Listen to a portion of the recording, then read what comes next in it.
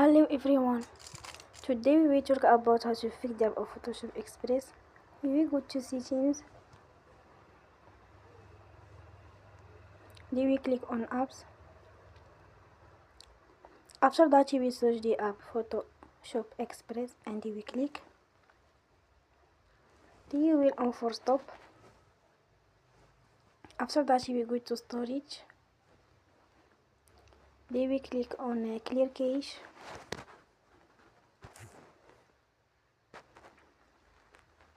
In the end, turn off your phone and you will restart your phone again. Don't forget to support us by like and subscribe. See you next time and thank you for watching.